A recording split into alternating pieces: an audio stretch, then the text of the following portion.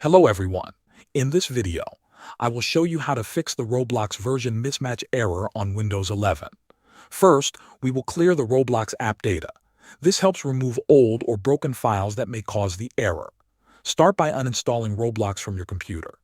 Go to the Start menu, search for Control Panel, open it, then click on Uninstall a program. Find Roblox in the list and remove it. After that, press the Windows key and R on your keyboard at the same time. A small run box will open. Type %local app data % and press enter. This will open a folder with many files. Look for a folder named Roblox. Right-click on it and delete it completely. Now restart your computer. This step is important because it clears any remaining background processes. Once your PC turns back on, open your browser and download Roblox again from the official website. Install it like normal. Next, find the Roblox player icon on your desktop.